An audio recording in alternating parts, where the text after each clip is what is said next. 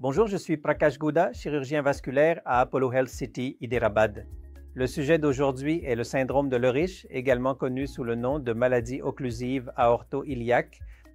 Il s'agit essentiellement de l'occlusion de la partie distale de l'aorte ainsi que des deux artères iliaques communes. Cela survient généralement chez les patients qui sont des fumeurs chroniques. Les patients âgés peuvent également développer le syndrome de Lehrer. Les autres causes incluent les patients développant des maladies thrombotiques ou prédisposés à développer des maladies thrombotiques, les patients atteints de maladies coronariennes ou ceux ayant des caillots à l'intérieur du cœur. Ce sont les causes les plus courantes du développement du syndrome de Leriche ou de la maladie occlusive aorto-iliaque.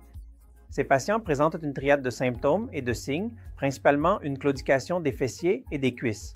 Cela signifie que les patients ressentiront des douleurs à la fois dans la région fessière et dans la cuisse lors de la marche. La distance peut varier de 10 mètres, voire au repos, jusqu'à 500 mètres ou plus. Ainsi, en fonction du stade ou des symptômes, le patient doit être traité. Le deuxième symptôme sera l'absence de pouls fémoraux bilatéraux à l'examen clinique. Lorsque le patient se présente à l'hôpital, à l'examen, on constate qu'il n'y a pas de pouls fémoral dans l'aine. C'est le deuxième signe. Le troisième signe est la dysfonction érectile. Le patient se plaint de troubles de l'érection. Cette triade de symptômes et de signes est appelée syndrome de Lehrer. Alors, comment évaluons-nous et comment diagnostiquons-nous le syndrome de Lehrer? Habituellement, lors de l'examen clinique, le premier indice est l'absence de pouls fémoraux associés à des symptômes de claudication des fessiers et des cuisses, ainsi qu'à des plaintes du patient concernant une dysfonction érectile. Après cela, nous pouvons directement procéder à un angioscanner périphérique où l'on peut visualiser le flux sanguin vers la partie distale de l'aorte ainsi que vers les deux membres inférieurs et ainsi localiser l'occlusion. L'occlusion peut être de segments courts, de segments longs ou s'étendre de l'infrarénal jusqu'aux artères iliaques. Alors, comment traite-t-on ces patients? Il existe plusieurs options selon la longueur de la lésion et l'anatomie des occlusions ainsi que l'anatomie des vaisseaux. Les lésions impliquant des occlusions courtes, c'est-à-dire s'il y a une occlusion de segments courts de l'aorte ainsi que des artères iliaques communes, l'option serait de réaliser une angioplastie iliaque bilatérale avec pose de stent, également appelée angioplastie par stent en baiser. Cela permettra de soulager les symptômes et le patient pourra être mobilisé le jour même de l'intervention. La récupération se fait généralement dès le premier jour et le patient peut rentrer chez lui le deuxième jour post-opératoire.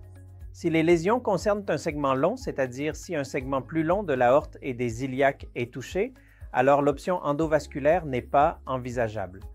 Dans de tels cas, nous devons procéder à une chirurgie de pontage à ciel ouvert. Le pontage consiste en un pontage aorto-bifémoral ou bi-iliaque. Ainsi, nous ouvrons l'abdomen, nous réalisons une laparotomie, nous disséquons la partie saine de l'aorte infrarénale et dans les plis de l'aine, nous ouvrons les artères fémorales des deux côtés, puis nous plaçons un greffon prothétique. Le greffon prothétique est un greffon en nique ou un greffon en nique inversé qui comporte un corps principal ainsi que deux branches pour chaque jambe. Ainsi, le corps principal sera anastomosé à la partie infrarénale de l'aorte abdominale, puis les deux branches du greffon peuvent être tunnelisées dans le rétropéritoine et ensuite descendues jusqu'à l'aine, où nous réalisons une anastomose de chaque côté sur l'artère fémorale commune ou l'artère fémorale superficielle. Donc, généralement, lorsque nous réalisons une intervention à ciel ouvert, le patient devra rester en soins intensifs pendant au moins une journée, puis le lendemain, le patient doit être transféré en service et ensuite, nous pouvons garder le patient à l'hôpital pendant 2 ou 3 jours. Une fois que le patient n'a plus de symptômes abdominaux et que son iléus paralytique est résolu, nous pouvons commencer à mobiliser le patient et il pourra être généralement, le plus souvent, sorti de l'hôpital le 4e ou le 5e jour post-opératoire. Ainsi, l'issue de ces lésions, l'issue de ce type de maladie est généralement favorable si nous réalisons un pontage aorto-bifémoral à ciel ouvert. Si le patient ne fume pas après l'intervention, la durée de vie du greffon est facilement de 20 ans. Ainsi, selon les habitudes du patient et ses comorbidités, les résultats varient. Si le patient s'abstient complètement de fumer et de consommer de l'alcool, il obtient de meilleurs résultats après l'intervention, que ce soit une chirurgie de pontage à ciel ouvert ou une angioplastie par stent kissing.